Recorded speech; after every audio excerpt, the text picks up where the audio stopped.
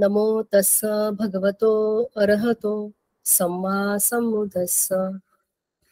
संपूर्ण विश्वाला दुःख, भय, रोग यापासून मुक्त करण्याचा म्हणजेच निबाण सुखाचा मार्ग प्रकाशित करणारे महाकारुणिक तथागत सम्मा संबुद्ध तथागतांनी आपल्या मुख कमलातून सुआख्यात केलेला सद्धम्म आणि भगवंतांचा हरिय सावक संघ या त्रिरत्नांना मी त्रिवार वंदन करते. स्वाभिमानाची मशाल पेटवून शिक्षणाची महती सांगणारे विश्ववंदनीय महामानव व भारतीय राज्यघटनेचे शिल्पकार परमपूज्य बोधिसत्व भारतरत्न डॉक्टर बाबासाहेब आंबेडकर यांच्या विचारांना व अमूल्य अशा महनीय कार्याला अभिवादन करते.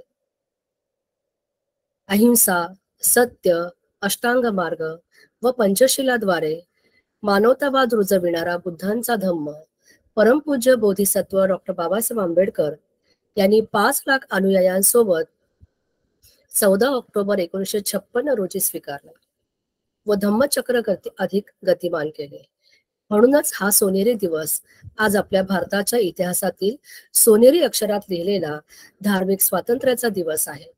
तेव्हा सर्व उपासक उपासिका यांना या धम्म दीक्षा दिनाच्या मनपूर्वक शुभेच्छा.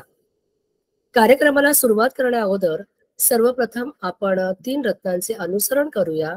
त्यासाठी मी सर्वांच्या वतीने ललिताई बागुल यांना विनंती करते की त्यांनी त्रिसरण अनुसरण करावे. ललिताई. धन्यवाद.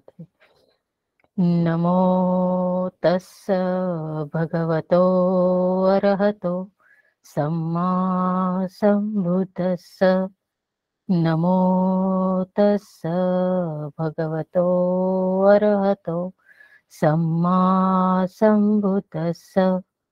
नमो तस्स भगवतो अरहतो सम्मा संबुद्धस्स. बुद्धं शरणं गच्छामि, धम्मं शरणं गच्छामि, संघं शरणं गच्छामि, द्वितीयंपि बुद्धं शरणं गच्छामि, द्वितीयंपि धम्मं शरणं गच्छामि, द्वितीयंपि संघं शरणं गच्छामि, तृतीयंपि बुद्धं शरणं गच्छामि, तृतीयंपि धम्मं शरणं गच्छामि, तृतीयंपि संघं शरणं गच्छामि. साधु साधु साधु.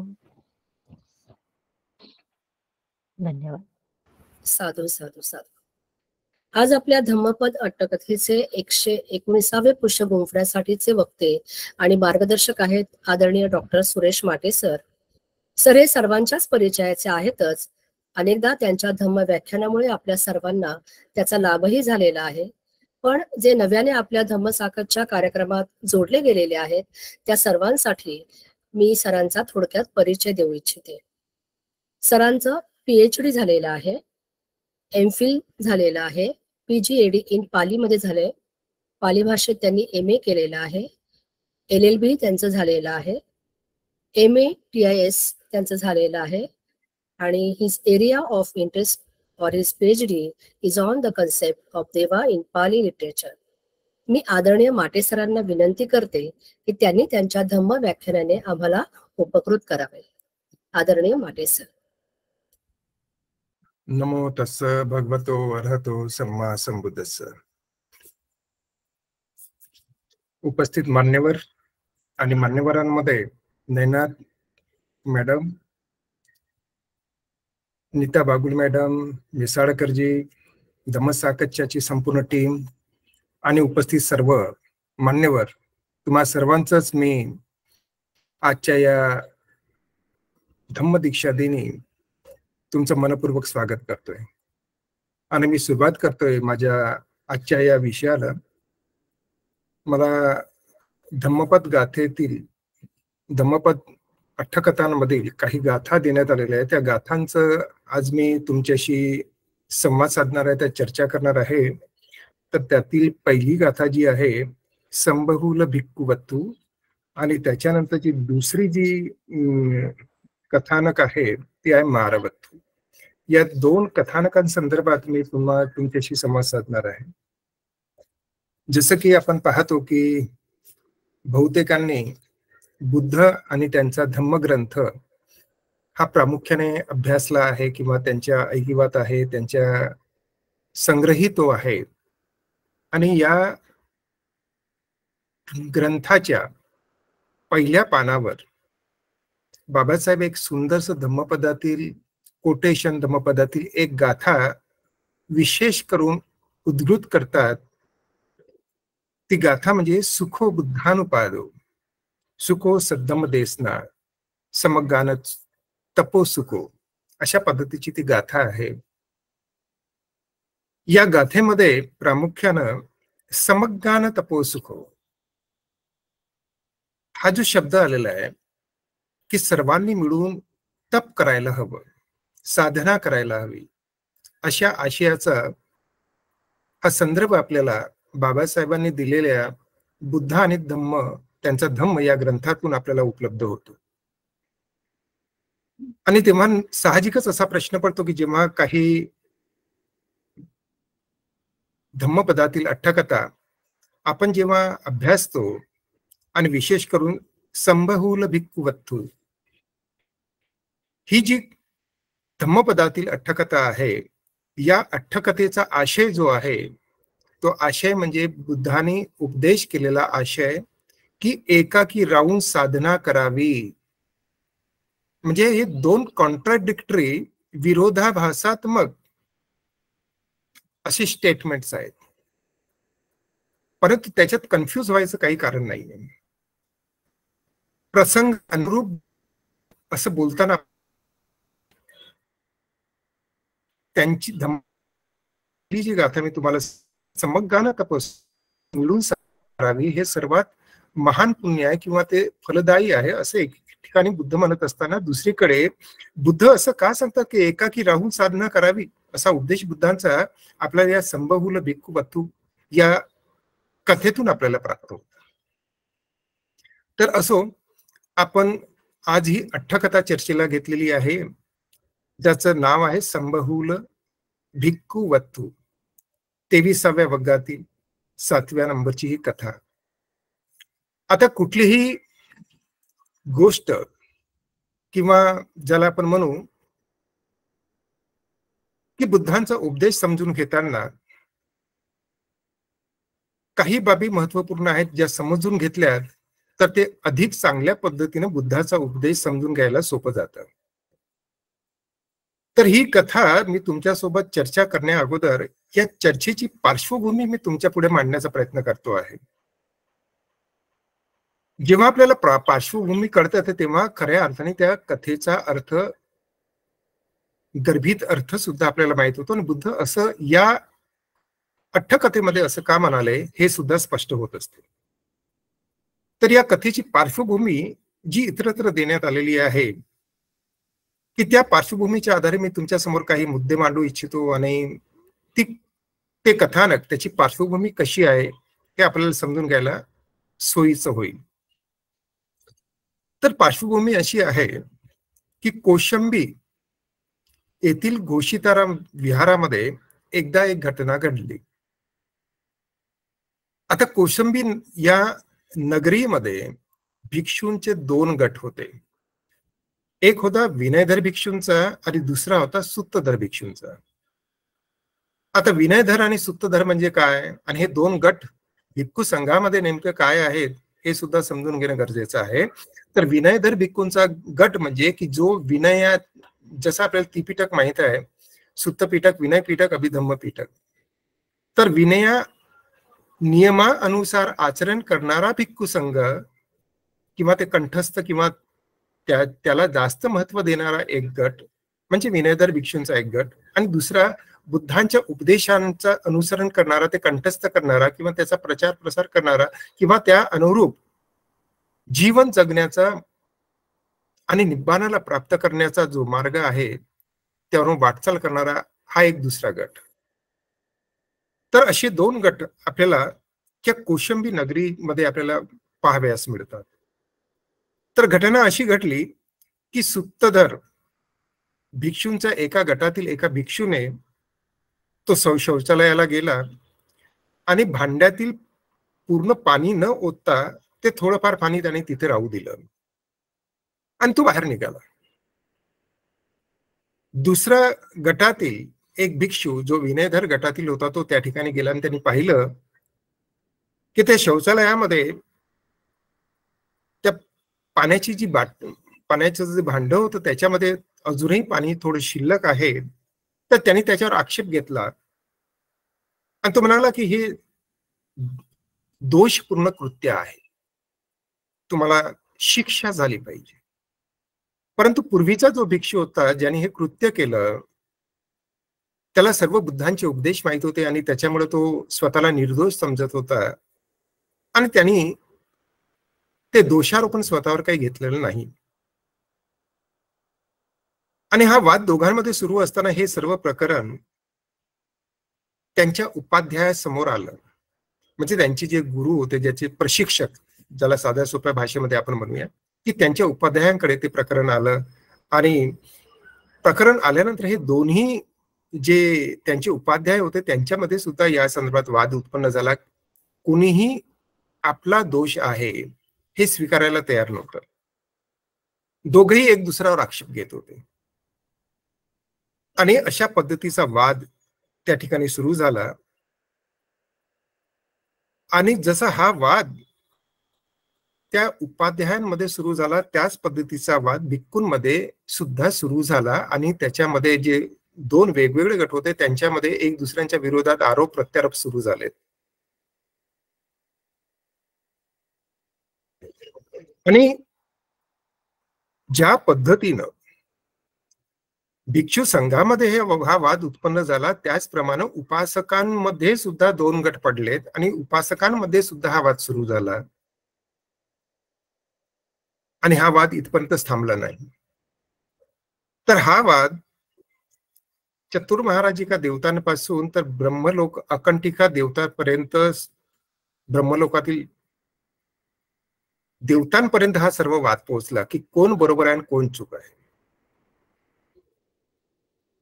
आणि त्याच्यामुळे परिणाम असा झाला की सगळीकडे कोलाहल उत्पन्न झालं, सगळीकडे संभ्रमाची अवस्था उत्पन्न झाली. आणि काय करावं आणि काय करू नये या संदर्भात संभ्रमित अवस्थेमध्ये असताना एका भिक्षूनं बुद्धांकडे ही सर्व हकीकत सांगितली की कौशंबीमध्ये काय होत आहे आणि तिथे हा वाद कशा पद्धतीने उत्पन्न झाला. तेव्हा बुद्धांनी ते ऐकून घेतलं आणि ऐकल्यानंतर बुद्धांनी त्यांना संदेश पाठवला की आपण हा वाद थांबवावा, एकत्र बसून उपोषण करावं, भोजन करावी, साधना करावी अशा त्यांनी सूचना केल्या. एकदा केली, दुसऱ्यांदा केली, तिसऱ्यांदा बुद्धांनी सूचना केल्यानंतरही हा वाद शमेनासा झाला.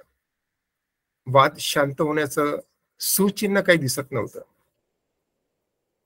तेव्हा बुद्ध स्वतः कौशंबीला जातात. ते दोन्ही पक्षांना, दोन्ही गटांना समजून सांगण्याचा प्रयत्न करतात की आपण एकत्र बसून उपोषण करून, भोजन ग्रहण करून साधना करावी आणि हा वाद इथंच संपवावा. कारण संघामध्ये कलह होणं हे विनाशाचं कारण आहे. तरीही भिक्खूंनी आपला हट्ट काही सोडला नव्हता. आणि परिणाम असा झाला की भिक्खू संघांना साधनेमध्ये अडचणी येत होत्या. कुणीही कुणाचं ऐकत नव्हतं. अशा वेळेस आता तुम्ही विचार करा की बुद्ध त्या ठिकाणी जातात, बुद्ध त्यांना समजवतात, बुद्ध संघाचे गुरु आहेत, त्यांचं सुद्धा कुणीही ऐकत नाही. म्हणजे हा वाद कशा पद्धतीनं त्या ठिकाणी तो झाला असेल याची आपण कल्पना करू शकतो. तेव्हा बुद्धांनी निश्चय केला एकटंच राहण्याचा. आणि या वादापासून आपल्याला दूर ठेवण्याचा. तेव्हा बुद्ध कोसंबी नगरीत गेले, त्याने भिक्षा ग्रहण केली आणि पारिलेख गावाशेजारी असणाऱ्या जंगलामध्ये ते निघून गेले. 3 महिनेपर्यंत त्यांनी एकांतवास केला. साधारणतः हे त्यांच्या बुद्धत्व प्राप्तीनंतर 9वा वर्षावास होता, जो त्यांनी एकट्याने केलाय. आता या सर्व घटनांचा काय परिणाम झाला? की परिणाम असा झाला की जेव्हा उपासकांकडून विचारणा करण्यात आली की बुद्ध कुठे आहेत, ते का निघून गेले, तेव्हा भिक्षूंनी सांगितलं की आमच्यामधील वाद ते मिटवू इच्छित होते, परंतु ते शक्य झालं नाही, त्याच्यामुळे ते निघून गेले. उपासक म्हणाले, तुमच्यामुळं आम्हाला बुद्धांचं दर्शन होत नाही. आता आम्ही भिक्षूंनो तुम्हाला भोजन देणार नाही, आसन देणार नाही, आदर सत्कार करणार नाही. जोपर्यंत बुद्ध तुम्हाला क्षमा करत नाही तोपर्यंत तुम्ही आता आमच्याकडून काही आशा करायची नाही. तर वादाचे प्रसंग कसे होते? बुद्धांना सुद्धा न ऐकणारे हे भिक्षू कशा पद्धतीचं त्यावेळेस वर्तन करत होते याची थोडीफार कल्पना आपल्याला येते की भिक्खू संघ कशा पद्धतीनं त्यावेळेस त्याचं आचरण होतं. आता ही झाली त्याची पार्श्वभूमी. या कथेमध्ये आणखी एक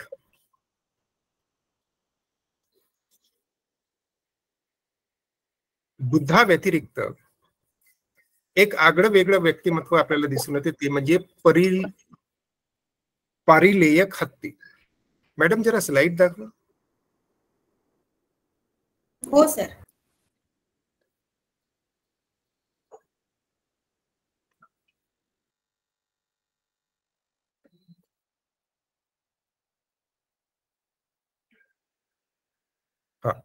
आता हा जो हत्ती आहे, पारिलेख हत्ती, तुम्हाला या चित्रामध्ये दिसतोय. हा पारिलेख हत्ती कोण आणि तो बुद्धांची इतकी सेवा का करतो, त्याचा इतिहास थोडक्यात आपण समजून घेऊया. की पारिलेख नावाचा हा एक हत्ती आहे आणि जो त्याच्या कळपात राहत असताना योग्य तो आहार त्याला मिळत नसे. आणि जेव्हा तो कळपामध्ये राहत होता तेव्हा तरुण जे हत्ती होते ते काय करायचे की ते पाणी मलिन करायचे आणि त्याच्यामुळं त्यांना अशुद्ध पाणी प्यावं लागायचं. पाण्यामध्ये बसलेले असताना हत्तीने यायच्या आणि ह्या पारिलेख हत्तीच्या शरीराला शरीर घासून निघून जायच्या, त्याच्यामुळे त्याला कष्ट व्हायचं. तेव्हा त्याने कंटाळून एकांतवास करण्याचा निश्चय केला आणि तो हत्ती आपला कळप सोडून या पारिलेख गावातील जंगलामध्ये तो निघून आला. आता तिथे आल्यानंतर जसं मी तुम्हाला सांगितलं की बुद्धांनी भिक्खूचा जो संघ होता त्याला सोडून दिलं होतं आणि एकटेच ते जंगलामध्ये निघून गेलेले होते. आता इथे या पारिलेख गावाच्या शेजारी असलेल्या जंगलामध्ये बुद्ध जेव्हा जातात, तिथे एकटं राहण्याचा प्रयत्न करतात, तेव्हा हा हत्ती जो असतो, हा हत्ती त्यांच्या सेवेला आहे. Next slide madam. हो सर, करते. हा, तर आता बुद्धाची तो सेवा कशी करतो? आता पहिल्या स्लाइड्स मध्ये तुम्ही पाहिलं असेल की तो बुद्धांसाठी फळं आणतो, त्यांची सेवा करतो, त्यांना अन्नपान देतो. ते जेव्हा आराम करत असतील तर जंगलामध्ये मोठी फांदी घेऊन तो बुद्धांना वारा घालताना आपल्याला दिसतो. रात्रीमध्ये तो बुद्धांच्या समोर बसून कुठलाही हिंस्त्र पशु पक्षी प्राणी तिथे येऊ नये, बुद्धांना कुठल्याही पद्धतीचा त्रास होऊ नये म्हणून तो त्यांची काळजी घेत असतो. ठीक आहे. आणि दगडावर दगड घासून बुद्धांसाठी तो अग्नी तयार करून त्याच्यावर पाणी गरम करतो आणि आपल्या सोंड्याने बुद्धांसाठी पाणी नेऊन देतो, जेणेकरून बुद्ध आंघोळ करू शकतील. जेव्हा बुद्ध भिक्षाटनासाठी बाहेर पडण्याचा जेव्हा प्रयत्न करत, तर तेव्हा तो हत्ती, नेक्स्ट स्लाइड, स्वतः बुद्धांचं चिवर आणि भिक्षापात्र आपल्या पाठीवर ठेवून तो जात असे आणि भिक्षाटन करून बुद्ध जेव्हा यायची तर तो त्यांना घ्यायला जात असे. तर इतकी जवळीक त्याने बुद्धांसोबत साधलेली आपल्याला दिसते. आणि हा हत्ती जरी पशु म्हणून आपल्याला दिसत असला तरी तो कशा पद्धतीने बुद्धांची सेवा करण्यामध्ये तत्पर असायचा आहे आणि त्यांच्यामध्ये मैत्रीचे बंध कसे होते हे आपल्याला चित्रातून दिसते की कशा पद्धतीने बुद्धांची तो सेवा करीत असे. तर आपण पाहतो की असा हा जो हत्ती होता, हा हत्ती बुद्धांची मनापासून सेवा करत होता. आणि जेव्हा वर्षावास संपला आणि बुद्ध जेव्हा जायला निघाले तेव्हा तो आक्रंदन करत होता, रडत होता आणि बुद्धांच्या पाठी पाठी पाठी तो निघाला. जंगलाच्या बाहेर पडताना बुद्धाने त्याला थांबवलं. पारिलेख, आता तू इथे थांब. आणि पारिलेख थांबतो. पारिलेख नावाचा हा हत्ती. आणि बुद्ध पुढे निघून जातात. परंतु हा पारिलेख हत्ती बुद्धांप्रती इतकी श्रद्धा, त्याची भावना असते की तो बुद्ध त्याच्या दृष्टी आड होईपर्यंत तो त्या ठिकाणी थांबलेला असतो. तो सन्मान व्यक्त करत असतो बुद्धांप्रती. आणि जेव्हा बुद्ध दिसेनासे होतात तर तेव्हा त्यांच्या वियोगामध्ये तो तिथेच आपले प्राण सोडतो. त्याचा मृत्यू होतो आणि मृत्यूनंतर त्याचा जन्म हा देवलोकांमध्ये, तावतींस देवलोकांमध्ये त्याचा जन्म होतो. आणि असा जन्म त्याचा होतो की जिथे आजूबाजूला सर्व अप्सरा असतात आणि हा देवपुत्र म्हणून त्या ठिकाणी जन्माला आलेला असतो. तर आपण पाहतो की बुद्धांची सेवा केल्यानं किंवा बुद्धांना सन्मान दिल्यानं त्याचा जो परिणाम जो आहे तो किती सुंदर आहे, ज्याला आपण म्हणतो कम्म आणि विपाक, cause and effect of the kamma. तर हा परिलेख हत्ती आपल्याला या कथेत मिळतो, ज्याची विशेष माहिती या कथेत देण्यात आलेली नाही. परंतु मी या कथेची पार्श्वभूमी तुम्हाला समजून सांगण्यासाठी ही सर्व मांडणी मी तुमच्या पुढे केलेली आहे. आता वर्तमानामध्ये काय होतं, जी कथा आता आपण सुरू करणार आहोत ती कथा आता कशी सुरू होती की ही जी पार्श्वभूमी आहे ही या कथेत नाहीये. फक्त आता कथानक असं सुरू होते की पारिलेख हत्ती बुद्धांची सेवा करतो आहे आणि हे सर्व जंबूद्वीपामध्ये सर्वांना माहीत झालेलं असतं. आता श्रावस्ती नगरी, आता आपण कौसंबी येथील घटना माहीत करून घेत होतो की कशा पद्धतीचा वाद त्या ठिकाणी उत्पन्न झाला. परंतु आता मी दुसऱ्या शहराकडे म्हणजे श्रावस्तीमध्ये तुम्हाला घेऊन चालतोय की श्रावस्तीमध्ये आता त्यावेळेस काय होत आहे की श्रावस्तीमध्ये अनाथपिंडक विशाखा हे आनंद थेरांकडे असा आग्रह धरतात की आपण बुद्धांना भेटायला गेलं पाहिजे. तेव्हा आनंद थेर त्या सर्वांना घेऊन परिलेख गावात पोहोचतात. आता तुम्ही एक गोष्ट इथं लक्षात घ्या की कौसंबीमध्ये घटना घडलेली आहे. भिक्षूंचे 2 गट पडलेले आहेत. बुद्धाने तो प्रदेश सोडून ते परिलेख गावामध्ये ते साधनेसाठी एकाकी गेलेले आहेत. आणि इकडून श्रावस्तीमधून आनंद थेर, विशाखा आणि अनाथपिंडक हे बुद्धांना भेटायला जात आहेत आणि त्यांच्या समवेत 500 भिक्षू आहेत. आता वर्षावासाच्या कालावधीमध्ये बुद्ध एकटेच त्या वनामध्ये होते आणि तेव्हा ते साधनारत असल्या कारणाने आनंद थेर असा विचार करतात की सर्वांना घेऊन जाणं अतिशय कठीण असेल, त्याच्यामुळे बुद्धांना त्रास होईल. तेव्हा तो असा विचार करतो आनंद थेर की आपण स्वतःच अगोदर बुद्धांकडे जाऊन त्यांची विचारणा करावी आणि नंतर त्यांनी परवानगी दिल्यावरच आपण 500 भिक्षूंना त्यांची भेट घडवून आणावी, असा ते विचार करून आनंद थेर एकटेच त्या वनामध्ये प्रवेश करतात. आणि वनामध्ये प्रवेश केल्यानंतर हा जो पारिलेख हत्ती जिथे असतो बुद्धांच्या सेवेमध्ये, आनंद थेराला पाहतो आणि आणि सोंडेमध्ये दंड घेऊन तो आनंदाकडे धावत धावत जातो त्याला बाजूला करण्यासाठी. बुद्ध म्हणतात आनंद पारिलेख, अरे तो माझा शिष्य आहे, आनंद त्याला येऊ दे. हा पारिलेख हत्ती थांबतो, आपल्या सोंडेतील दंड खाली ठेवतो आणि आनंदाला बुद्धांची भेट घेण्यासाठी तो अनुमती प्रदान करतो. आणि आनंदाकडे जातो. आनंदाचं चिवर आणि पात्र घेण्यासाठी तो आपलं सोंड पुढे करतोय, परंतु आनंद मात्र काही त्याला देत नाही. पारिलेख हत्ती जरी असला तरी तो विचार करतो की जर आनंद थेर हे परंपरागत प्रवज्जित भिक्षू असतील तर ते बुद्धाच्या आसनावर आपलं भिक्षापात्र आणि चिवर ठेवणार नाही.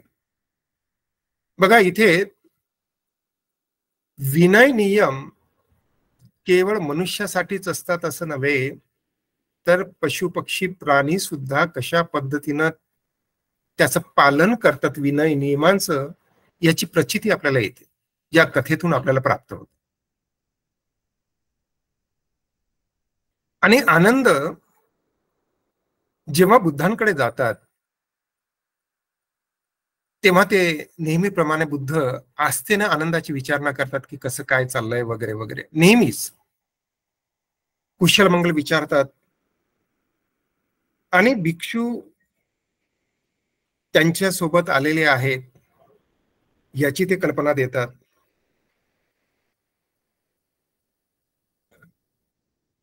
तेव्हा बुद्ध सांगतात त्या सर्व भिक्षूंना घेऊन येण्यासाठी आनंद जातात आणि पुन्हा त्या सर्व भिक्षूंना 500 भिक्षूंना बुद्धांच्या भेटीसाठी घेऊन येतात. तेव्हा भिक्षू विचारणा करतात की हे तथागत, आपण क्षत्रिय आहात, शाक्य वंशीय आहात, आपण सुकुमार आहात, तरी सुद्धा आपण एकटेच या जंगलामध्ये राहिलात. 3 महिने तुम्ही साधना केली, तेव्हा तोंड धुण्यासाठी पाणी कुणी दिलं? इथे तर कुणीही नाही. Next slide.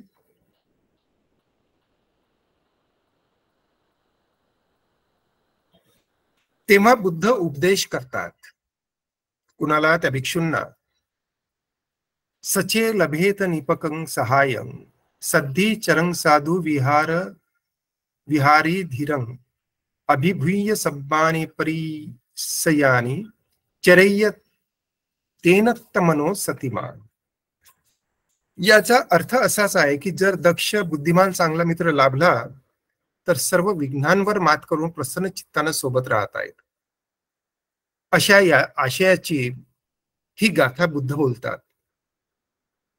तर बुद्ध असं म्हणतात या गाथेतून, किंवा असं सांगण्याचा प्रयत्न करतात की भिक्षूंनो,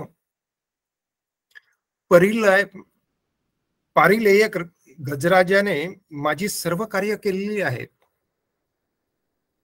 असा सोबती मिळाल्यानंच माझा एकांतवास सुखदायक झालेला आहे किंवा सुखदायक होतो.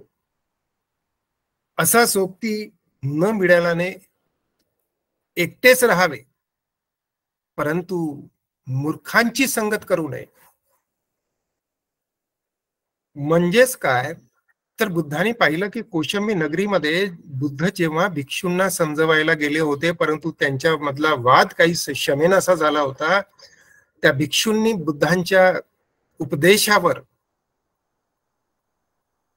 कुठलंही अनुकरण न करता एक प्रकारे बुद्धांची अवहेलनाच केलेली होती.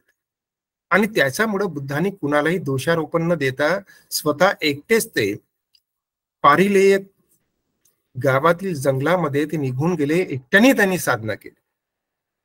आणि ही साधना का केली?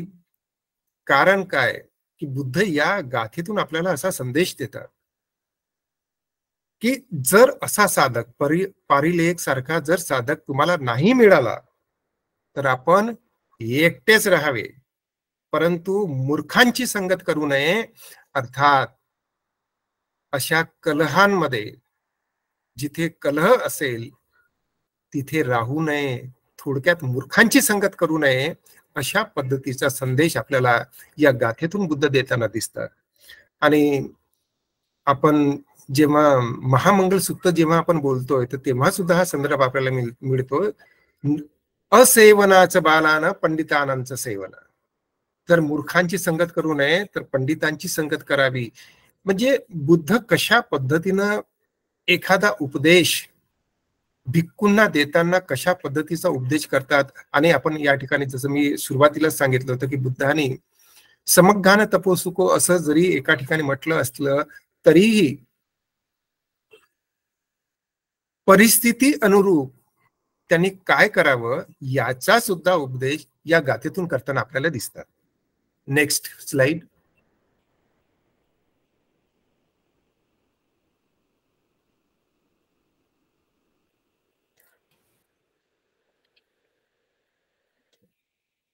आणि ही आहे 329वी गाथा. नोचे लभेत निपकं सहायं सद्धी चरंग साधु विहारी धीरं राजावरट्ठ विजयं पहाय एकोचरे मातंगर रेंव नागो. म्हणजे जर दक्ष बुद्धिमान चांगला मित्र लाभला नाही तर एकटेच राहावे, जसे मातंग राजा पराजित राज्य सोडून एकटा अरण्यात राहतो. म्हणजे बुद्ध इथे सांगण्याचा असा प्रयत्न करतात की सोबत असणारा तुमचा सोबती तुमचा मित्र जर चांगला नाही लाभला, तो मनुष्य अनुकूल नसेल, बुद्धिमान नसेल, तर काय करावं? एकटंच राहावं. त्या राजाप्रमाणे की जो पराजित राष्ट्राला सोडून गजराजाप्रमाणे एकटाच विचरण करतो अशा पद्धतीनं. मात्र मूर्खाबरोबर संगत नको अशा पद्धतीचं मार्गदर्शन किंवा उपदेश बुद्ध या ठिकाणी करताना दिसतात. आणि बुद्ध पुढे असं म्हणतात की पापाचरण न करता गजराजासारखे अनासक्त होऊन राजाप्रमाणे राहावं, म्हणजे एकटं राहावं. जर तुम्हाला सोबत करणारा सहाय्यक मित्र जर तो बुद्धिमान नसेल तर. आणि याला पार्श्वभूमी आहे कोसंबीचा वाद. म्हणून बुद्ध त्या ठिकाणून एकटेच कोसंबीच्या वनामध्ये साधनेसाठी आलेले आपल्याला दिसतात, जिथे कुणीही साधक असण्याची, कुणीही मित्र मिळण्याची अजिबात शाश्वती नव्हती. परंतु आपण पाहतो की गजराज तो त्या ठिकाणी बुद्धांची सेवा करताना आपल्याला दिसतो. एकस चरितं सेयो नथी वाले सहायता एको चरे न च पापिन काईरा अप्पो सुको मातंगरेव नागो. म्हणजे जसं आपण अगोदरच्या स्लाइड्स मध्ये पाहिलं की गजराज कसा वास्तविक खरा मित्र आहे. जर कुणाला असा मित्र मिळाला तर सोबत राहण्यास कुचराई करू नये. जर बरोबर असणारा मनुष्य बुद्धिमान अनुभवी असेल तर सर्व अडचणीला दूर सारून त्याच्या सोबत आपण साधना केली पाहिजे. स्मृती राहून म्हणजे सतीमध्ये राहून साधना केली पाहिजे असं आपण अगोदरच्या स्लाइड्स मध्ये पाहिलं. आणि आता ही जी तिसरी स्लाइड्स आहे त्याच्यामध्ये आपण असं पाहतो की बुद्ध असं या गाथेतून संदेश देण्याचा प्रयत्न करतात की सोबत असणारा मनुष्य अनुकूल बुद्धिमान नसेल तर राजाप्रमाणे पराजित राष्ट्राला सोडून गजराजाप्रमाणे विचरण करा, म्हणजे एकटे राहा. आणि एकटे राहत असताना, गजराजाप्रमाणे विचरण करत असताना मूर्खाची संगत करू नका, पापाचरण करू नका, आणि गजराजाप्रमाणे अनासक्त होऊन आपलं जीवन व्यापित करावं की जीवन जगावं, अशा पद्धतीचा संदेश या गाथेतून बुद्ध आपल्याला देताना दिसतात. तर थोडक्यात निष्कर्ष काय आहे? तर आपण पाहतो की आपल्या सामाजिक जीवनांमध्ये बरेचदा असे कलह होत असतात, मित्रांमध्ये, गटांमध्ये असे प्रसंग उद्भवित असतात. तेव्हा आपण काय करावं याचं मार्गदर्शन या अट्टकथेमधून आपल्याला प्रत्यक्ष अनुभूतीनं आणि प्रत्यक्ष बुद्धांनी कशा पद्धतीनं त्याच्यावर मात केली, बुद्धांचा उपदेश कसा आपल्याला निब्बाणाकडे वाटचाल करण्यासाठी प्रवृत्त करतो किंवा समजावून सांगतो,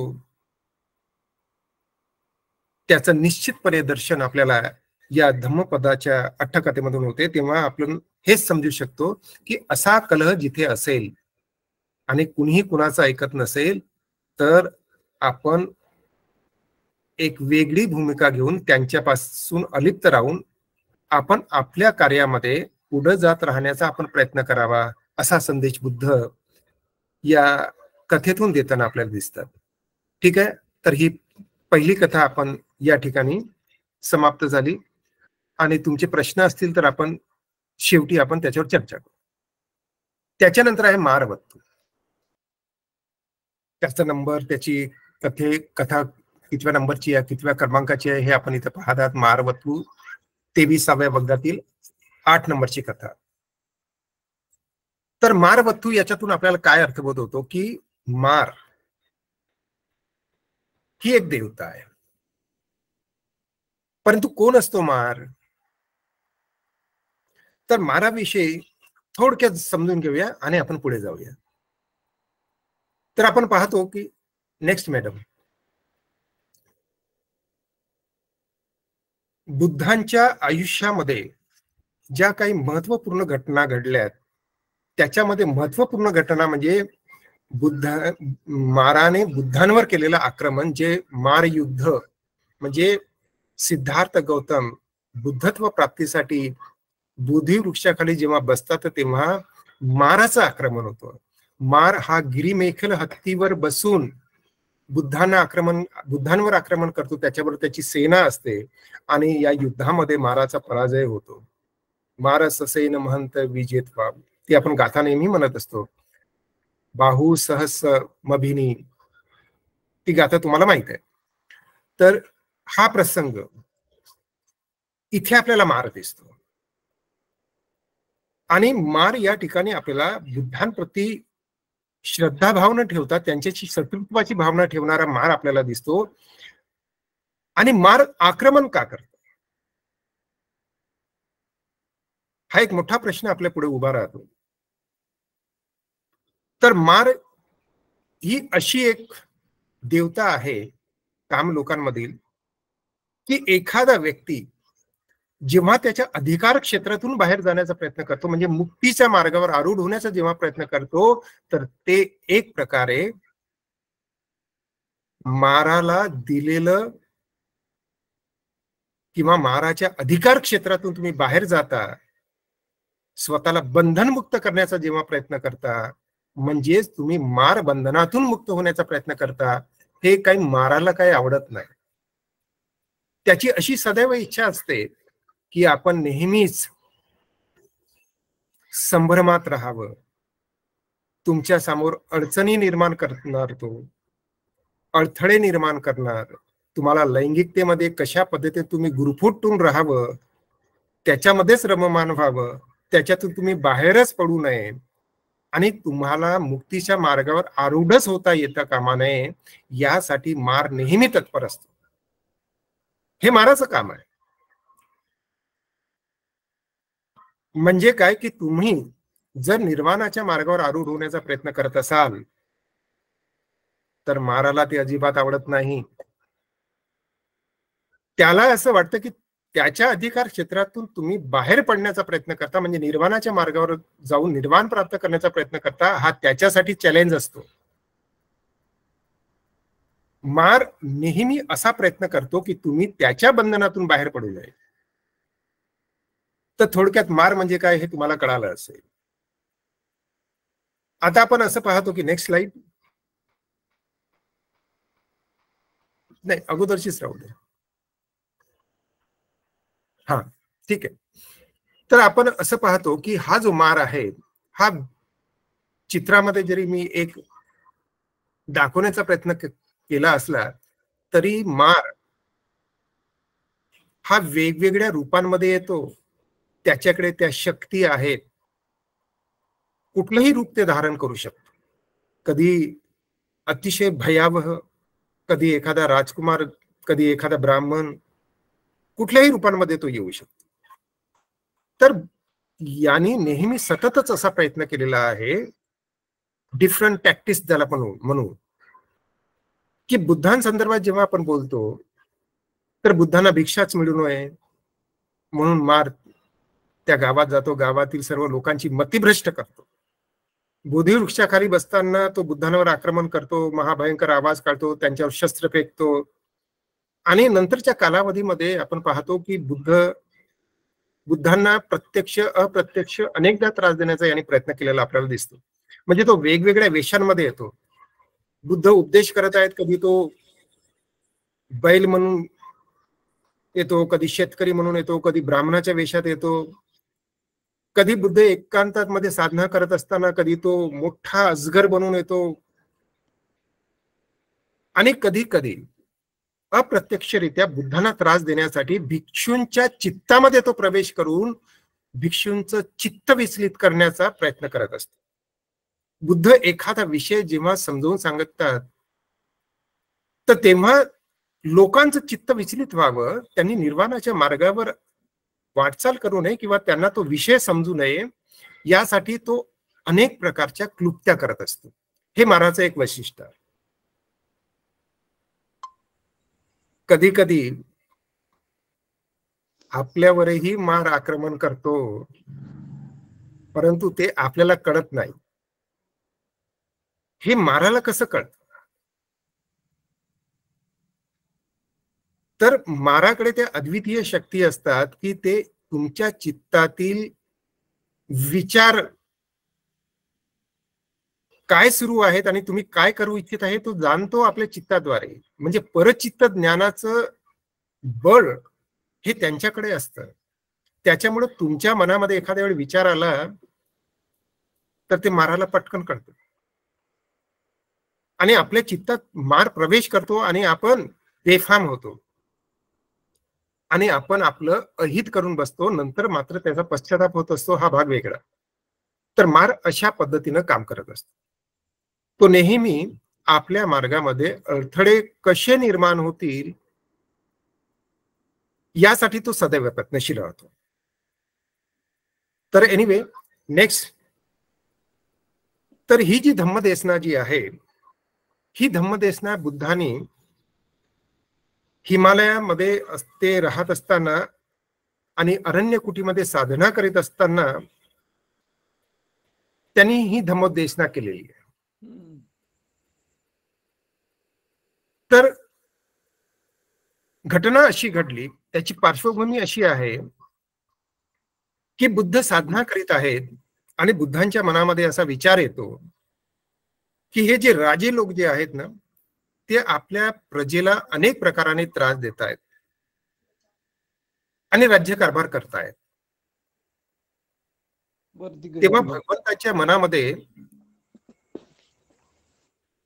प्रजेविषयी अत्यंत करुणा उत्पन्न झालेली असते आणि बुद्धांना असं वाटतं की दुसऱ्यांना इजा न करता, हिंसा न करता, विजय न मिळवताही, दुसऱ्यांना चिंतेमध्ये न टाकता धम्माप्रमाणे राज्यकारभार करता येणार नाही का, असा प्रश्न त्यांच्या चित्तामध्ये उत्पन्न झालेला असतो. कारण बुद्ध हे महाकारुणिक आहेत. बुद्ध असं म्हणतात की सब्बरस रठ्ठ सुखं सेती राजा होती सो धम्मिको. म्हणजे सर्व राष्ट्र तेव्हा सुखी होते की जेव्हा राजा हा धम्मिको राजा असतो. हे बुद्धाची शिकवण आहे की राजाने कसं असावं. आपल्याला बुद्ध अनेकदा राजे लोकांना उपदेश करताना दिसतात. महापरिनिब्बाण सुक्तामध्ये लिच्छवीन लोकांना ते उपदेश करतात की राज्यकारभार कसा करावा. इकडे बिंबिसार राजाला उपदेश करताना दिसतात की त्यांनी राज्यकारभार धम्मिको राजा म्हणून कसं करावं. आणि नंतरच्या कालावधीमध्ये सम्राट अशोकही धम्मिको राजा म्हणून आपल्याला दिसतो की ज्याच्या राज्यामध्ये लोक सुख शांतीने आनंदाने राहत असतात. तर बुद्ध असा विचार करतात आणि माराला ते कळतं. तेव्हा मार असा विचार करतो की आपण बुद्धांकडे जावं आणि तो तात्काळ बुद्धांकडे येतो आणि मार बुद्धांना विचारतो, सुगत आपण राज्यकारभार करावा, हिंसा न करता चिंतेत न टाकता आपण धम्माप्रमाणे राज्यकारभार करावा. याचा हेतू वेगळा असतो महाराजा. तर बुद्ध म्हणतात, तू कशी काय हिंमत करू शकतो की मला उपदेश करावा, तू मूर्ख आहेस. मार म्हणतो, आपण तर 4 रिद्धिपादाची भावना केलेली आहे आणि आपण जर संकल्प केला तर समस्त पर्वत सोन्याचा आपण बनवू शकता. आणि तसं झालं तर मी सर्व इच्छित कार्य तुमच्या वतीनं पूर्ण करेल. आपण राज्यकारभार करावा. म्हणजे हा मार बुद्धांना सुद्धा अशा पद्धतीने कन्व्हिन्स करण्याचा प्रयत्न करतो की त्याचा हेतू वेगळा आहे. बुद्धांकडे ते बल आहेत. जसं माराला ते माहित आहे की 4 इद्धिपाद.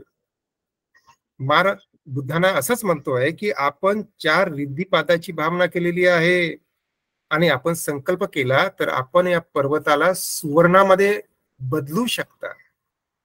आता हे जे 4 रिद्धिपाद आहेत ते काय आहेत, असा प्रश्न तुमच्या मनामध्ये निश्चितपणे निर्माण झाला असेल. तर 37 बोधीय पक्षीय धम्म जे आहेत त्याच्यामध्ये बोधीची अंग उत्पन्न करणारी 4 रिद्धिपादाच्या त्या भावना आहेत की ज्याच्यामुळं चित्त एकाग्र होते. आणि जेव्हा चित्त एकाग्र होते तेव्हा कुठलेही कार्य सहजतेनं ते पार करता येतं, ज्याला तुमच्या भाषेमध्ये चमत्कार म्हणता येईल. आणि 37 बोधीय पक्षीय धम्मांमध्ये 4 इद्धिपादाचा समावेश आहे. म्हणजे या भावना आहेत, समाधी आहेत की ज्याच्यामुळं चित्त एकाग्र होतं. जेव्हा चित्त एकाग्र होतं तर तेव्हा सुपर नॉर्मल पॉवर्स हे प्राप्त होत असतात. तर ज्याच्या बळावर व्यक्ती काहीही करू शकतो. तर आजचा तो विषय नाही आहे. फक्त हा शब्द म्हणजे माराचा संवाद बुद्धाबरोबर जो आहे त्याच्यामध्ये तो आलेला आहे. आणि मार असं म्हणताना आपल्याला दिसतो की आपण 4 रिद्धिपादाची भावना केलेली आहे आणि आपण संकल्प केला तर आपण एखादा पर्वत त्याला सुवर्णामध्ये बदल करू शकतो. अशी भावना जेव्हा मार व्यक्त करतो तर तेव्हा बुद्ध त्याला फटकारतात. तेव्हा बुद्ध काय म्हणतात, आता गाथेतून समजून घेऊया. अतिशय छोटीशी ही कथा आहे.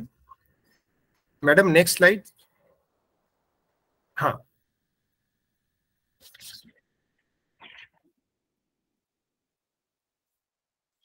की बुद्ध त्याला उत्तर देताना माराला असं म्हणतात की ज्याने दुःखांचा अनुभव केलेला आहे त्याने कामभोगाकडे कसं काय वळवावं.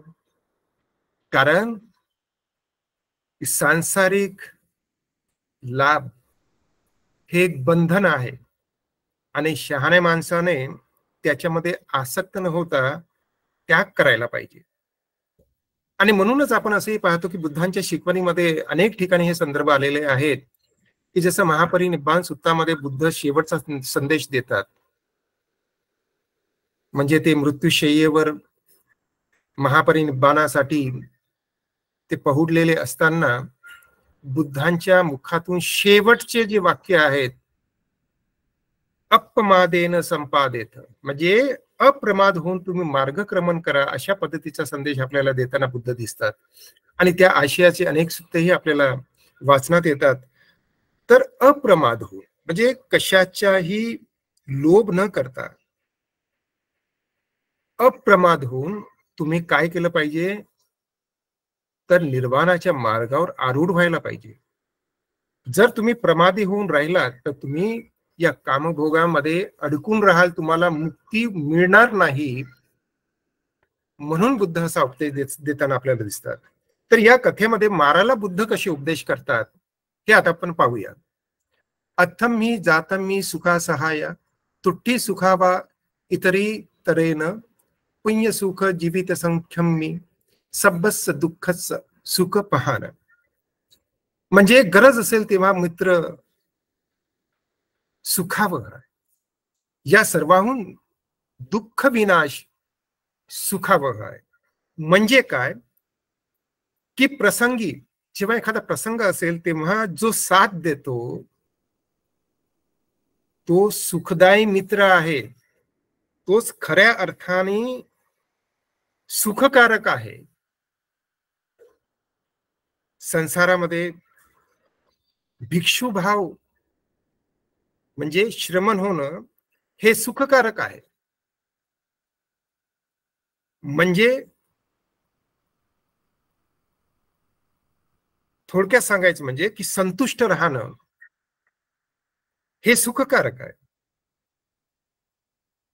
आणि पुण्य सुख जीवित संख्यम मी म्हणजे मृत्यू समयी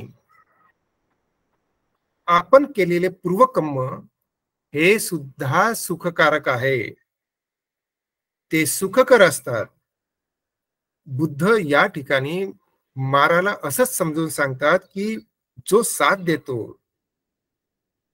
प्रसंगी एखादी घटना घडत असेल आणि कुणीतरी आपल्याला साथ सोबत करतो तर ते सुखदायी असते आणि असा सहाय्यक सुद्धा सुखदायी असतो.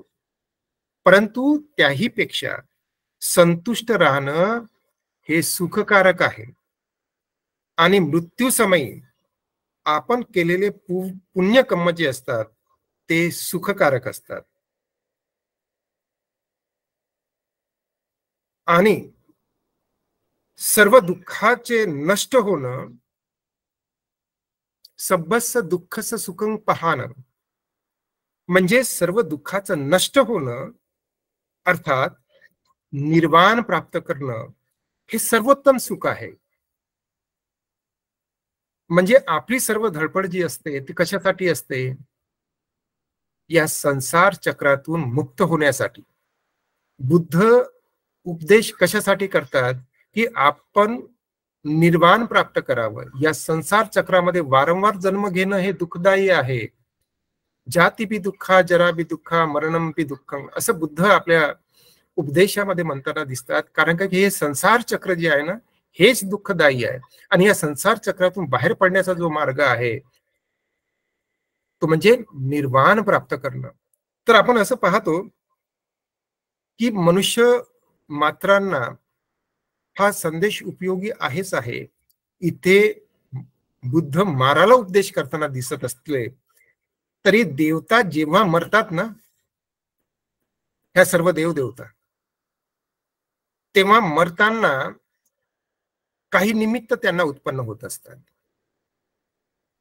आणि हे निमित्त म्हणजे त्या मरत असताना त्यांच्या काखेतून घाम निघाला निघतो, त्यांचे जे डेकोरेशन असतात फुलं वगैरे ते सजलेलं सर्व त्यांचं रूप सौंदर्य असतं ते मलिन व्हायला लागतं आणि त्यांची काया दुर्बल व्हायला लागते. असे काही निमित्त जेव्हा उत्पन्न होतात तेव्हा देवांना असं वाटतं की त्यांचा मृत्यू आता जवळ आलेला आहे. मग सर्व देवता एकत्र येतात आणि त्या मृत्यू पावणाऱ्या देवतेला असं सांगतात, त्याचं सांत्वन करताना की आता तुझा मृत्यू तर होत आहे ना, आता तू काय कर की मनुष्य लोकांमध्ये जन्म घे आणि मनुष्य लोकांमध्ये जन्म घेतल्यानंतर तू सुगती प्राप्त कर, म्हणजे निर्वाणाची अनुभूती घेऊन तू निर्वाण प्राप्त कर, अशा पद्धतीचं देवतांमध्ये सुद्धा चर्चा होत असते. कारण का की देवांना माहित असते की देव लोकांमध्ये जन्म घेणं म्हणजे आनंदामध्ये लोडणं आहे, परंतु निर्वाण प्राप्त होत नाही, ते त्यांच्या लिमिटेशन्स आहेत. देव लोकांमध्ये देवतांना निर्वाण प्राप्त करता येत नाही, बुद्धत्व प्राप्त करता येत नाही. म्हणून तुषित देव लोकातून बुद्ध स्वतः मनुष्य लोकांमध्ये जन्म घेतात आणि बुद्धत्वाची प्राप्ती करतात. मनुष्य लोकांमध्ये हे सहजपणे शक्य आहे. कारण काय की देव लोकांमध्ये सुखाची अनुभूती आहे, दुःखाची अनुभूती नाही आहे. त्याच्यामुळे त्यांना मुक्त होता येत नाही. मनुष्य लोकांमध्ये सुख आणि दुःख या दोन्हीची अनुभूती घेत निर्वाणाचा साक्षात्कार करता येतो. हे मनुष्य लोकांचं आगळं वेगळं वैशिष्ट्य आहे. आपण दुसरी स्लाइड पाहूया. सुखा मते या लोके अथो पेते या सुखा, सुखा सामय्यता लोके अथो ब्रह्माण्यता सुखा. म्हणजे मातृसेवा करणं, पितृसेवा करणं हे सुखकारक आहे.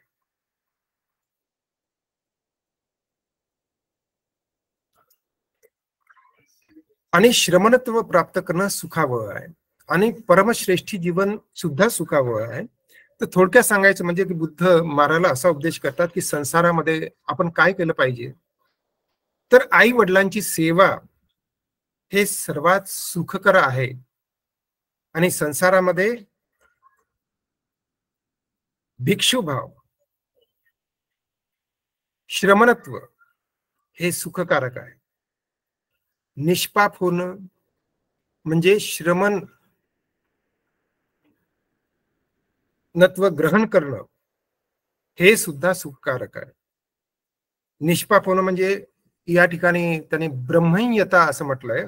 म्हणजे ब्रह्म कसा असतो, तर तो करुणा, मेत्ता, मुदिता, उपेक्षा या भावनांची सतत साधना करत असतो. तर ते सुद्धा सुखकारक आहे, तुम्हाला सुद्धा ते करतायत. आता प्रश्न असा पडतो की बुद्ध हे हा सर्व उपदेश मारायला करतात, परंतु मनुष्य मात्रांसाठी आई वडिलांची सेवा हे अत्यंत पुण्यकर्म आहे. माता पितू उपठ्ठानं पुत्तदारस्य संगो, म्हणजे आई वडिलांची सेवा करणं, मुलांचा सांभाळ करणं हे उत्तम मंगल होय, असं बुद्ध महामंगल सूत्रामध्ये उपदेश करताना आपल्याला दिसतात. तर तशा पद्धतीचा उपदेश हा माराला सुद्धा करताना आपल्याला दिसत आहे.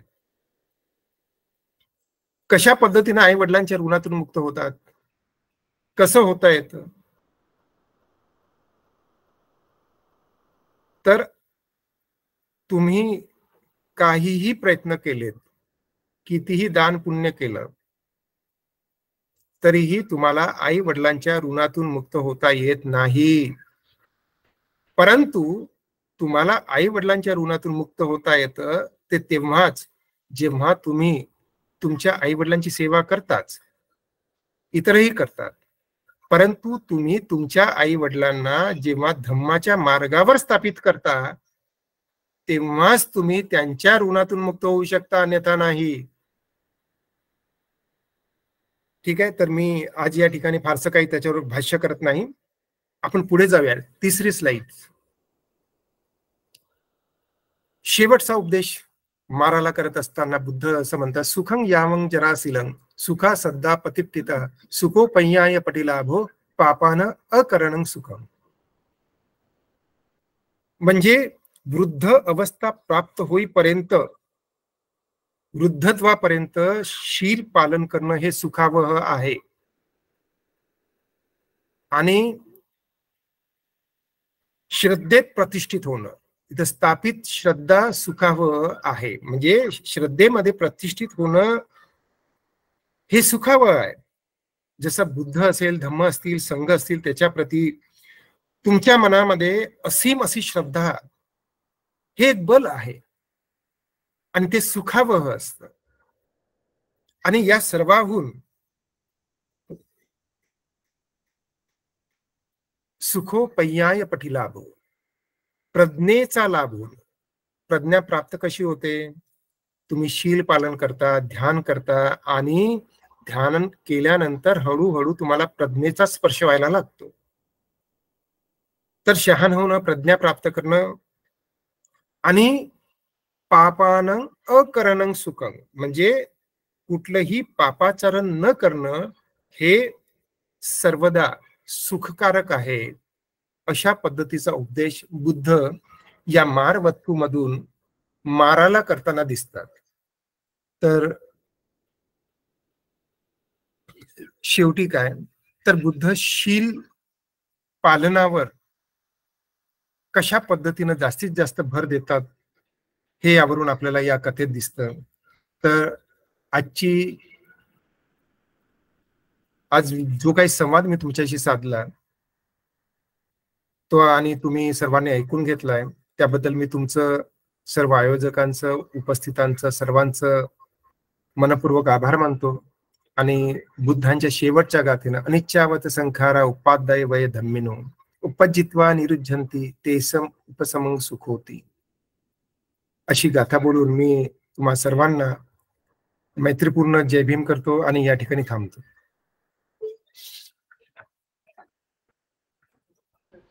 साधु साधु साधु साधू साधू साधू. धन्यवाद सर. खूप सुंदररित्या गाथा आणि तिच्या अर्थकथावर तुम्ही प्रकाश टाकलाय. सरांच्या मार्गदर्शनातून आपल्याला समजलंय बुद्धकालीन प्रसंगातून की विनयता नियमांचे आपण पालन कशा प्रकारे करायला हवं, भगवान बुद्धांचे दिलेले संदेश, आणि त्याचबरोबर ज्या ठिकाणी कलह असेल तिथे आपण राहूच नये, मूर्खांच्या सोबत आपण राहू नये, हे या अट्टकथेच्या माध्यमातून सांगितले, अगदी खूप सुंदर आणि सहज अशा भाषेमध्ये.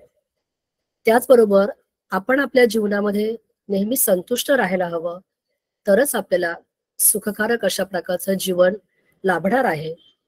आईवडिलांची सेवा ही तर आपल्या जीवनात अत्यंत महत्वाची आहे, आणि त्याचबरोबर आपण शीलाचं पालन कशा प्रकारे करावं, तसं अतिशय सुंदर आणि सहज समजेल अशा या मार्गदर्शनातून आपण आम्हाला या अट्टकथा समजावून सांगितले. खूप खूप साधुवाद. आजच्या व्याख्यानाला अनुसरून जर कोणाचे प्रश्न असतील तर त्यांनी जरूर विचारावे. आता हा मंच प्रश्न उत्तरासाठी खुला झालेला आहे. हा, तुमचा काही प्रश्न असेल? हो सर, जे मुख्य 5 प्रकारचे मार आहेत ना, बहुतेक देवपुत्र मार, मच्छू मार आणि अभिसंखार मार. तर अभिसंखार मार संदर्भात थोडं आणखी नाही, तुम्ही आता हा जो प्रश्न आहे ना, हा एक वेगळा विषय आहे. मार वेगवेगळ्या अंगाने वेगवेगळ्या प्रकारे त्याचं इतकं मोठं डिस्कशन आहे ना की सध्या त्या खोलात न गेलेलं बरं. फक्त एवढंच लक्षात घ्या की वेगवेगळ्या प्रकारचे मार असतात. ठीक आहे? हो, आपण मारावर एखादे स्पेशल लेक्चर ठेवू आणि मिसाळकर सरही तुम्हाला त्याविषयी योग्य पद्धतीने मार्गदर्शन करतील, कारण की तो विस्तृत विषय आहे आणि तो असा 1-2 शब्दामध्ये, वाक्यांमध्ये ते नाही समजून सांगता येणार. ते उदाहरणं देऊन तुम्हाला ते एक्सप्लेन करावं लागेल. हो सर. धन्यवाद सर. तुम्ही सांगितलेले अट्टगाथा आणि मार्गदर्शन हेच इतकं चांगलं होतं की मला असं वाटतं कुणाला प्रश्न विचारावेसे वाटलेच नाही. धन्यवाद सर, खूप खूप धन्यवाद. मी आपले प्रमुख मार्गदर्शक आदरणीय दयानंदजी मिसाळकर सर यांना विनंती करते की त्यांनी. मिसाळकर सर. नमो तस्स भगवतो अरहतो सम्मा संबुद्धस्स. माटे सरांचा खूप खूप अभिनंदन, खूप खूप आभार. एक तर सर आपण खूप आजारी होता, तब्येत म्हणजे बोलण्यालायक नव्हती तुमची सोमवार मंगळवारी, पण धम्माच्या ताकदीने मी खूप व्यवस्थित बोलू शकले. आणि खरंच म्हणजे आजचे दोन्ही विषय खास तुमच्यासाठीच राखीव ठेवले होते असं म्हणता येईल. कारण आपला जो PhDचा विषय आहे सगळ्या देवतावरच आहे आणि अनेक वर्षापासून आपण त्याचा सखोल अभ्यास चिंतन करता आणि एक जी पर्सनॅलिटी आहे, म्हणजे आता जसं मार असेल किंवा सक्क असेल किंवा इतर जो देवता असतील त्याच्यावर आपण खूप जास्त अभ्यास केलेला आहे, खूप लिहून ठेवलेला आहे आणि लवकरच आपल्याला आपला प्रबंध सादर होईल आणि आपल्याला PhD ने सन्मानित केला जाईल. तो एक आनंदाचा क्षण असेल आमच्या सगळ्यासाठी आणि त्यासाठी मी खूप शुभेच्छा देतो आमच्या धम्मसाकतच्या परिवार आणि आपले जे श्रोते आहेत उपासक उपासिका त्यांच्या मार्फत. आपण सांगितल्याप्रमाणे आपला एखाद्या विषयावर नक्की स्पेशल लेक्चर ठेवायचं आहे आपल्याला. एक काय 2-3 ठेवावं लागतील कारण विषय खूप वेगवेगळे विषय आहेत आणि आपले जे श्रोते आहेत ते खूप म्हणजे गंभीर आहेत आणि खूप उत्सुक आहेत नवीन नवीन विषय समजून घेण्यात. गेल्या 2.5 वर्षापासून हा जो प्रवास आहे त्यामुळं हा विषय बऱ्यापैकी त्यांना समजतो, त्यामुळे प्रश्न पण बऱ्यापैकी विचारतात. हा जो विषय आहे आजच्या 2 नाट्यकथा आपण सांगितलेल्या आहे, आपण ते सारांशमध्ये सांगणारच आहे. पण कौसंबिक जे आहे कौसंबी अनेक कारणानं गाजलेला आहे. म्हणजे तो उदयनराजा असेल, सामावती असेल, मागंडिया असेल, अशा अनेक व्यक्ती तिथल्या प्रसिद्ध आहेत. आणि हे जे प्रकरण आहे पारेलिया हत्ती तेवढाच प्रसिद्ध आहे. ठीक आहे. आणि त्याच्यासोबत मक्कट देवपुत्र म्हणून जो जे एक जे माकड आहे त्याने बुद्धाला याच मनात मधाचं पोळं आणून दिलेलं होतं. त्याने बघितलं की हत्ती किती सेवा करतो तर मी तरी काही सेवा करायला पाहिजे म्हणून ते माकडाने दिलेलं आहे. आपल्याला हे जे माकड आहे, हत्ती आहे आणि बुद्ध आहे, पारिलेख वनातलं हा जो सीन आहे अनेक आपल्याला शिल्पामध्ये आणि लेण्यामध्ये बघायला मिळू शकतो. माटे सरांनी कौसंबिक वस्तू बद्दल सांगितलेलंच आहे आणि त्याची पार्श्वभूमी पण सांगितलेली आहे. या दोन्ही अट्टकथा जरी छोट्या असल्या तरी खूप परिणामकारक आहे. त्याला फार मोठे बॅकग्राऊंड स्टोरीज आहेत आणि ते सरांनी खूप चांगल्या तऱ्हेनं समजून सांगितलं. आणि नंतरची जी दुसरी कथा होती ती माराबद्दल होती आणि माराबद्दल याच्या आधी पण अनेक कथा आलेल्या आहेत. आणि मार हा कसं विघ्न करता आहे, कसे विघ्न आणतो, तुम्हाला काम भोगात कसं अडकून ठेवण्याचा प्रयत्न करतो. तुम्ही जेव्हा बाहेर येता या वर्ल्ड मधून काम भोगाच्या जगातून जेव्हा बाहेर येण्याचा प्रयत्न करतो तेव्हा तो अडथळे आणायचा प्रयत्न करतो. आपण तर फारच सामान्य आहे पण त्यांनी बुद्धासारख्यांना पण अनेक वेळा अडथळे आणायचा प्रयत्न केला आणि बुद्धाने व्यवस्थित त्याचं डिलिंग केलेलं आहे. त्यांना व्यवस्थित वेळ प्रसंगी धिक्कार केलेला आहे, वेळ प्रसंगी उपदेश केलेला आहे. माटे सरांनी माराबद्दल खूप चांगली माहिती दिली आणि ते जे इमेज जी होती माराची, मार देवतेची, ती मला खूपच आवडली. त्याबद्दलही तुमचे खूप खूप आभार सर. तर आपले फार आभार सर. आणि आभार म्हणजे पूर्ण आभार मानत नाही कारण अजून पुढचे पण नाट्यकथा आपल्याला द्यायच्या आहेत आणि तो भार आपण म्हणजे किती जबाबदारी आपण घेणार याबद्दल मला काही शंका नाही. आपले नेहमी धम्मसाकतच्या साठी यासाठी आपलं नेहमीची साथ आहे आणि तुम्ही बऱ्याच वेळा बोलून पण दाखवलं. आज आजारी असून सुद्धा तुम्ही ठरवलं होतं की मला इथे लेक्चर द्यायचं, एवढा मोठा कार्यक्रम सोडून तुम्ही आलात त्याबद्दल फार आभारी आहे. आणि असंच सहकार्य पुढे मिळत राहू अशी मी अपेक्षा करतो. आजच्या कार्यक्रमाचा समारोप आपण नलिनीताई बागुल यांनी धम्मपालन गाथा व सरळतैने करावी अशी मी त्यांना विनंती करते. नलिनीताई. सर्व पापसकरणं कुशलस्य उपसंपदा सच्चित्तपरियोदपनं एतं बुद्धानुशासनं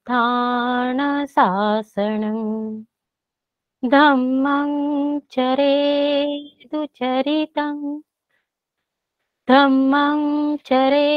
सुचरितं नतं दुचरितं चरे धम्मचारी सुखं सेति अस्मि लोके परमि च न तावता धम्मधरो यावता बहुभासति योच्चपम्मे सुत्वारं धम्मं कायेन पश्यति सवे धम्मधरो होति यो धम्मं न पमज्जति नत्थि मे शरणं अयं बुद्धो मे शरणं वरम् एतेन सच्चवच्चेन होतु मे जय मङ्गलम्।